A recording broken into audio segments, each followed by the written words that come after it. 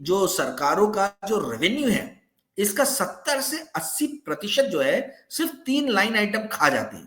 पहला salary and pension, दूसरा interest payment, यानी जो पुराने लोन लेके हम खा पी के पचा गए हैं वो, उसके ऊपर में जो इंटरेस्ट पे कर रहे हैं वो, और तीसरा सब्सिडी, ये लाडली बहना, लाडला भाव, तमाम तरीके की जो सामाजिक स्कीम्स चल रही हैं अलग अलग जगहों पे, ठीक है, वो उसमें। तो ये 3 लाइन आइटम्स मिलके जो है ये किसी भी राज्य का या भारत की केंद्र सरकार का 70 से 80% जो टोटल रेवेन्यू है वो खा जाते हैं। तो फिर हेल्थ, एजुकेशन, बाकी चीजों के लिए पैसा कहां बचेगा? पंजाब जैसी सरकार जो है वो अपना 50% जो है मतलब खर्चा जो है वो लोन लेके कर रही है, आज की डेट में ये स्थिति है। बिहार का पूरा रेवेन्यू जो है वो सैलरी, पेंशन और ये जो 3 लाइन आइटम्स मैंने आपको बताया इसमें ही खर्चा हो जाता है, चला जाता है। तो कैपिटल एक्सपेंडिचर कहां से होगा? परंतु शो मी द मनी। मैं भी बोलता हूं कि हेल्थ बजट ज्यादा होना चाहिए, एजुकेशन बजट ज्यादा होना चाहिए, पर पैसा कहां से आएगा उसके लिए? पैसा कहीं ना कहीं से तो लाना है। तो शो मी द मनी, ये कौन से लाइन आइटम को आप कम करोगे और हेल्थ और एजुकेशन की तरफ डाइवर्ट करोगे, ये आप बताओ। यदि इसलिए क्रेडिट कार्ड के लोन्स का डिफॉल्ट बढ़ गया है, पर्सनल लोन जो है आप देखेंगे बैंक्स के टोटल लोन्स में पर्सनल लोन, नॉन कोलेटरलाइज्ड लोन जो है, जहां कुछ कोलेटरल दिया जाता है वो कोलेटराइज्ड लोन हुए, और जहां नहीं दिया जाता है वो नॉन कोलेटराइज्ड लोन हुए, पर्सनल लोन जैसे हुए, वो सब लोन्स जो है उनकी उसमें बहुत सारे लोग जो है पैसा लेने लगे।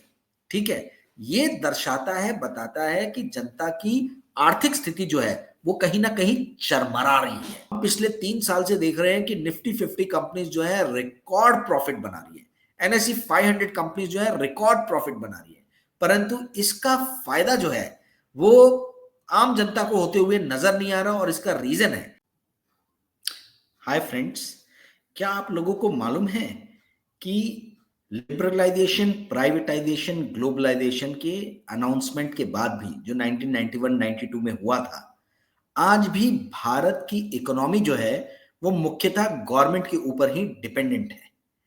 35 साल के इस एलपीजी के बाद भी, लिबरलाइजेशन, प्राइवेटाइजेशन, ग्लोबलाइजेशन के बाद भी, जो हम हर बार दुहाई देते हैं कि भारत का प्राइवेट सेक्टर बहुत सशक्त हो गया है और इंडिया में कंज्यूमर, इंडिया बहुत बड़ा मार्केट है, कंजम्पशन मार्केट है, पर आप लोग को जान के ये ताजुब होगा कि आज भी भारत की इकोनॉमी जो है ये बहुत ही व्यापक रूप से जो है वो भारत की राज्य सरकार और केंद्र सरकार क्या खर्चा करते हैं, उनका क्या बजट है, उसके ऊपर में डिपेंड करती है।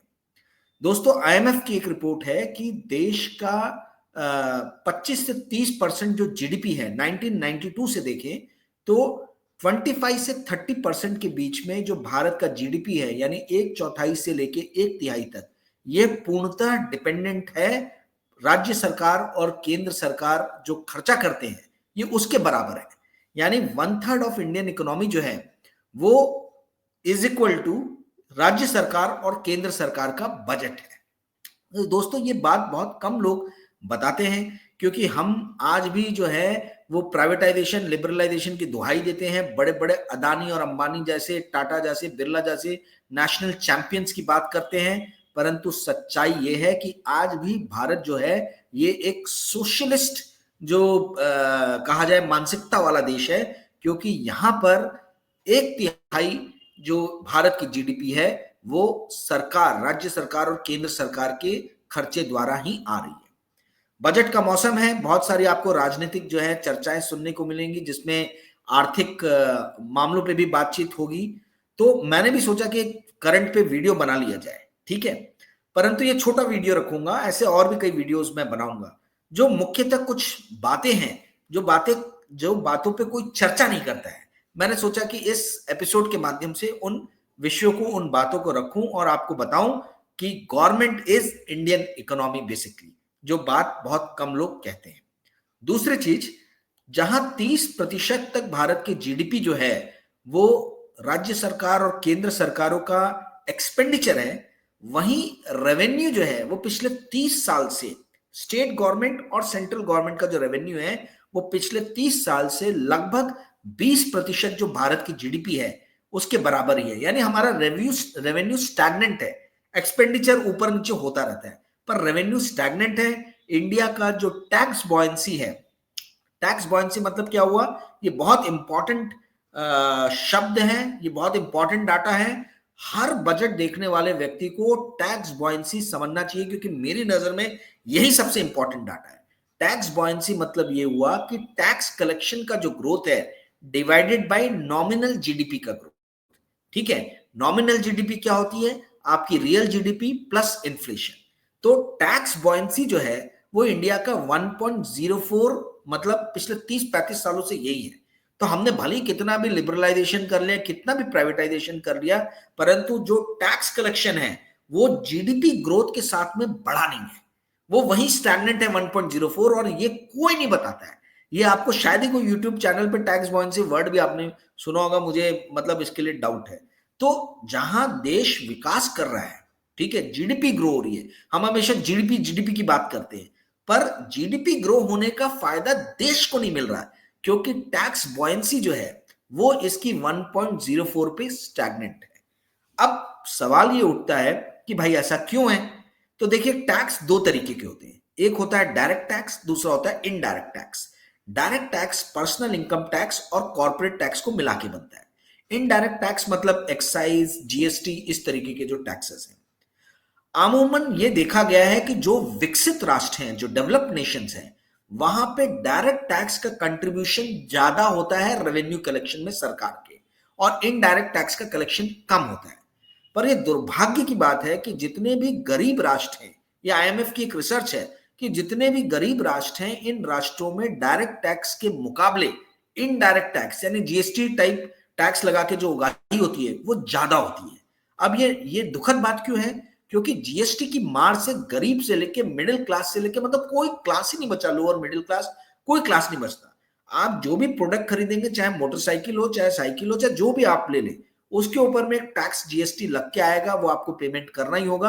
आपके पास में कोई दूसरा ऑप्शन नहीं है। हाँ, बेचने वाला अगर कच्चे रसीद में काम कर रहा है तो बात अलग है, परंतु यदि आप पक्के बिल्स बना रहे हैं और आप वहां से सामान खरीद रहे हैं, अमेजोन से खरीद रहे हैं, फ्लिपकार्ट से खरीद रहे हैं, तो आपके पास में कोई दूसरा ऑप्शन नहीं है, आपको जीएसटी पे करना ही होगा। तो भारत के अंदर में क्या है कि पिछले 10 सालों से, जब से मोदी जी आए हैं, इन्होंने टैक्स में क्या किया, इस चीज को थोड़ा समझना जरूरी है। इन्होंने जहां तो एक तरफ मिडिल क्लास को राहत देने के लिए, जो पहले 2,20,000 या शायद 2.5 लाख का रेट था, जो मिनिमम बेंचमार्क था, उसको बढ़ाया उन्होंने, 5 लाख किया। परंतु इससे कोई बहुत बड़ी राहत नहीं मिली। खासतौर पर हमारे जैसे लोग जो लाखों में जिनकी सैलरी है, उनको तो कोई राहत नहीं मिली, बहुत ज्यादा राहत नहीं मिली है। परंतु जो कॉर्पोरेट्स हैं, उनका टैक्स इन्होंने 30% से घटा के 22% कर दिया। 8% से 2019 में 30% से 22% कॉर्पोरेट टैक्स किया, जिसके कारण 2020 के फाइनेंशियल ईयर में 1% जीडीपी का इफेक्ट पड़ा था भारत की इकोनॉमी पे। और ये टैक्स कम क्यों किया गया था?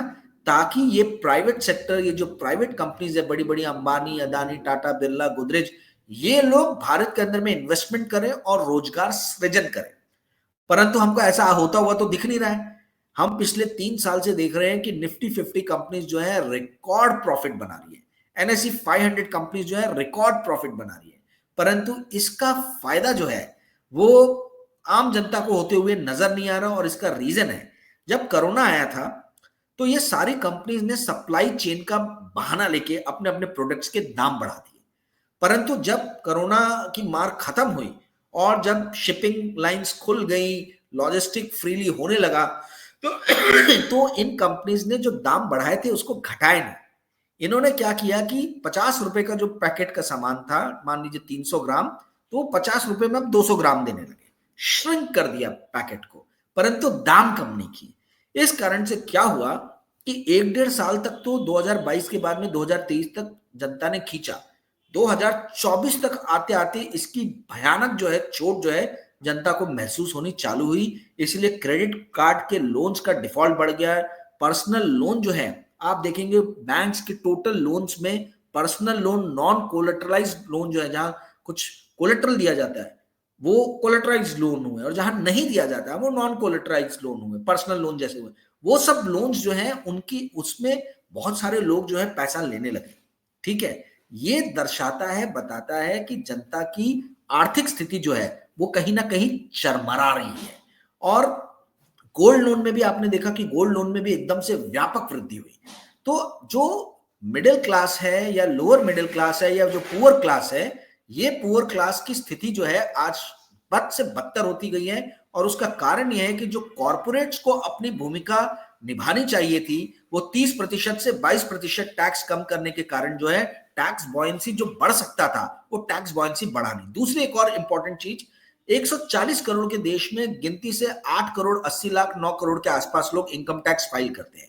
इसमें भी आधे से ज्यादा लोग जो है सिर्फ इनकम टैक्स फाइल करते हैं, ये कोई इनकम टैक्स पे नहीं करते। और जो इनकम टैक्स पे भी करते हैं, वो अपना लिमिट जो मिनिमम लिमिट है 5 लाख, उसके आसपास की ज्यादातर लोग जो है अपनी सैलरी दिखाते हैं। तो क्या है, जब लोग ही चोरी करने लगेंगे टैक्स की, तो जो नौकरी में है, जिनके पास में कोई ऑप्शन नहीं है, जिनका टीडीएस कटता है, उनके ऊपर तो भार बढ़ेगा ही बढ़ेगा। अब लोग बोल रहे हैं कि भाई हम जीएसटी भी इतना दे रहे हैं, टैक्स भी दे रहे हैं। वो हम इसीलिए दे रहे हैं क्योंकि हमारे देश का एक बहुत बड़ा वर्ग जो है वो टैक्स की चोरी कर रहे हैं। तो ये चोरों का देश है। तो जब लोग चोरी करेंगे, अब जीएसटी में बोलते हो तो सब देते हैं भाई, उसमें आपके पास में ऑप्शन क्या है, आपको देना ही पड़ेगा। आप कोई सामान खरीदेंगे तो आपको वहां तुरंत जो है वो तो कंपनी पैसे काट लेगी। यदि वहां भी टैक्स चोरी का ऑप्शन रहता तो आप करते ही, और कर भी ले रहे हैं लोग, बहुत कच्चे का धंधा चल ही रहा है।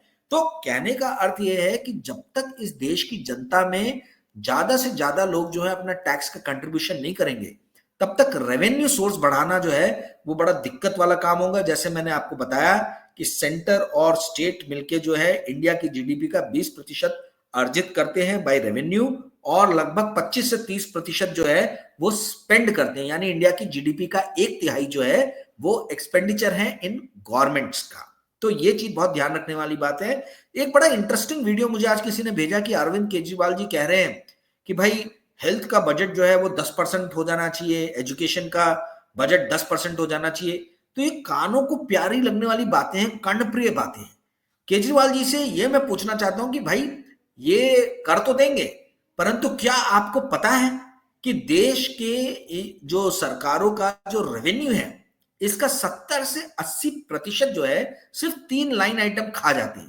पहला सैलरी एंड पेंशन, दूसरा इंटरेस्ट पेमेंट, यानी जो पुराने लोन लेके हम खा पी के पचा गए हैं वो, उसके ऊपर में जो इंटरेस्ट पे कर रहे हैं वो, और तीसरा सब्सिडी, ये लाडली बहना, लाडला भाव, तमाम तरीके की जो सामाजिक स्कीम्स चल रही हैं अलग अलग जगहों पे, ठीक है, वो उसमें। तो ये 3 लाइन आइटम्स मिलके जो है ये किसी भी राज्य का या भारत की केंद्र सरकार का 70 से 80% जो टोटल रेवेन्यू है वो खा जाते हैं। तो फिर हेल्थ, एजुकेशन, बाकी चीजों के लिए पैसा कहां बचेगा? तो ये आप जो है ये लोन लेके ही करते हैं, डेट लेके ही करते हैं। और फिस्कल रिस्पॉन्सिबिलिटी जो एफआरबीएम जो नीति है, उस नीति के अंतर्गत ये कहा गया है कि कोई भी राज्य जो है ये 3% से ज्यादा इसका फिस्कल डेफिसिट नहीं रहना चाहिए, ठीक है। और जो पब्लिक डेट है वो 20% से ज्यादा नहीं रहना चाहिए, सारी राज्य सरकारों का मिला के। इंडियन जीडीपी के 20% से ज्यादा नहीं होना चाहिए। और केंद्र सरकार का जो ये है जो डेट है, पब्लिक डेट, वो 60% से ज्यादा नहीं होना चाहिए। अभी लगभग 58-59% के आसपास में जो है वो केंद्र सरकार का है, और 26% के आसपास में 25-26% राज्य सरकारों का है, सभी का मिला के। तो एफआरबीएम जो बोलता है राज्य सरकारों के लिए, वो तो ऑलरेडी ये क्रॉस कर गए हैं। तो इनके पास में तो अब कोई ऑप्शन ही नहीं है, ठीक है। पंजाब जैसी सरकार जो है वो अपना 50% जो है मतलब खर्चा जो है वो लोन लेके कर रही है। आज की डेट में ये स्थिति है। बिहार का पूरा रेवेन्यू जो है वो सैलरी, पेंशन और ये जो 3 लाइन आइटम्स मैंने आपको बताया, इसमें ही खर्चा हो जाता है, चला जाता है। तो कैपिटल एक्सपेंडिचर कहां से होगा? अच्छा, एक्सपेंडिचर भी 2 तरीके के होते हैं, एक होता है रेवेन्यू एक्सपेंडिचर, दूसरा होता है कैपिटल एक्सपेंडिचर। कैपिटल एक्सपेंडिचर का मतलब ये होता है कि जो नदी निर्माण, पुल, सड़क, ये सब जो बनाते हैं उसको हम कैपिटल एक्सपेंडिचर में डालते हैं। और रेवेन्यू एक्सपेंडिचर यानी जो सरकार को चलाने के लिए जो खर्चे करने पड़ते हैं, ठीक है, सैलरी देना और बाकी चीजें, वो आता है रेवेन्यू एक्सपेंडिचर के अंदर में।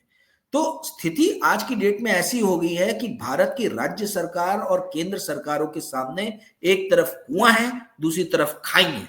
कारण यह है कि टैक्स कलेक्शन ज्यादा हो नहीं रहा। आने वाले दिनों में आप बहुत सारे राजनेताओं को सुनेंगे अपोजिशन के, जो बजट पे बोलेंगे कि ये गलत है, वो गलत है, यहां ज्यादा पैसे देना चाहिए था, हेल्थ पे देना चाहिए था, एजुकेशन पे देना चाहिए था। इन सबको बोलना ये तो बहुत अच्छी बात है, परंतु शो मी द मनी। मैं भी बोलता हूं कि हेल्थ बजट ज्यादा होना चाहिए, एजुकेशन बजट ज्यादा होना चाहिए, पर पैसा कहां से आएगा उसके लिए? पैसा कहीं ना कहीं से तो लाना है। तो शो मी द मनी। ये कौन से लाइन आइटम को आप कम करोगे और हेल्थ और एजुकेशन की तरफ डाइवर्ट करोगे, ये आप बताओ। यदि बिना ये बताए कोई भी इसका क्रिटिसिज्म करता है, चाहे वो यूट्यूब पे चलने वाले एंकर्स हो गए हों, जो बड़े बड़े बड़े बड़े एंकर्स हैं जो किसी टाइम में मेन स्ट्रीम में हुआ करते थे, अब वो यूट्यूब पे हैं, इस तरीके एंकर भी जब इंस्पेक्ट करेंगे, जब जब वो ये करेंगे, विश्लेषण करेंगे, तो आपको ये देखने की जरूरत है कि ये यदि दावा करते हैं अरविंद केजरीवाल की तरह कि हेल्थ और एजुकेशन पे ज्यादा खर्चा होना चाहिए, तो पैसा कहां से लाएंगे? उसका कोई सोल्यूशन बता रहे हैं क्या? प्रॉब्लम तो सभी को पता है कि एजुकेशन और हेल्थ पे कम खर्चा हो रहा है, परंतु वहां पे ज्यादा पैसा डालने के लिए आप पैसे की उगाही कहां से करोगे? क्योंकि 20% ऑफ इंडियन जीडीपी के आसपास ही टोटल रेवेन्यू कलेक्शन होता है राज्य सरकारों का और केंद्र सरकार का, और ये आज से नहीं 30 साल से चला आ रहा है, और 30% के आसपास ही खर्चा करते हैं। तो हकीकत यह है, सच्चाई यह है कि हम कितना भी क्रिटिसिज्म कर लें, यदि 1/3 देश का जीडीपी यदि सरकारों के खर्चों से ही आ रहा है, तो ये मान के चलिए कि इंडिया की इकोनॉमी जो है वो सरकारी इकोनॉमी है। हम कितने भी दावे कर लें कि हम कैपिटलिस्ट वर्ल्ड के पैराडाइज बन गए हैं और ईज ऑफ डूइंग बिजनेस जो है वो बहुत इजी हो गया है, परंतु सच्चाई ये है कि इंडिया के अंदर में आज भी जो है सोशलिस्ट मानसिकता ज्यादा है। आप लोग ये समझिए 2.1% ऑफ इंडियन जीडीपी जो है वो सब्सिडी में राज्य सरकारें दे रही हैं और 1.6% के आसपास में केंद्र सरकार दे रही है। दोनों मिला के करीबन 3.5 से 4% के बीच में राज्य और केंद्र सरकारें आज भी जीडीपी में खर्चा कर रही हैं। फूड सब्सिडी हो गया, लाडली बहना, लाडला भाऊ, नरेगा, अलग अलग टाइप की जो ये स्कीम्स हैं। तो कहने का अर्थ ये है कि ये सब बेसिक जानकारी आप लोगों को होना चाहिए। आप ये तो कहेंगे कि भाई हेल्थ में कम दिया, एजुकेशन में कम दे, तो क्या डिफेंस बजट को कम कर दे? एक तरफ से हम पाकिस्तान से गिने, दूसरी तरफ से हम चाइना से गिने, दोनों दुश्मन मुल्क हैं, तो हम पैसा लाए कौन सा, कहां कौन सा लाइन आइटम हम कम करें, इसके ऊपर में चर्चा होना जरूरी है। क्योंकि जब तक हम उस पर चर्चा नहीं करेंगे और हम सिर्फ केंद्र सरकार को क्रिटिसाइज करते रहेंगे, तो हम सिर्फ प्रॉब्लम बता रहे हैं जो सबको मालूम है, सोल्यूशन की तरफ हम नहीं बढ़ रहे हैं। मैंने इसके ऊपर में बहुत बड़ा एक आर्टिकल लिखा है फॉर्च्यून में, आज पब्लिश भी हुआ है कि भाई Indian economy is basically government is basically Indian economy, ठीक है। और वो तमाम डाटा देके मैंने उसमें बताया है। उसका लिंक स्टोरी का मैं डिस्क्रिप्शन बॉक्स में डाल दूंगा। अंग्रेजी में है स्टोरी, आप में से जो पढ़ना चाहें जरूर पढ़ें। काफी एक्सप्लेन करके डाटा के साथ में उसमें मैंने बहुत सारी चीजें बताई हैं। आई होप उसी को मैंने हिंदी में सरल शब्दों में बताने की कोशिश की है। मुझे उम्मीद है कि आपको ये एपिसोड पसंद आया होगा। यदि ये एपिसोड पसंद आता है तो इस वीडियो को आप शेयर और लाइक करें, और करंट चैनल को ज्यादा से ज्यादा अपने मित्रों को सब्सक्राइब करने के लिए जो है वो विनती करें। यही मेरी आपसे आशा है। धन्यवाद। आई होप आपको ये पसंद आया होगा। धन्यवाद।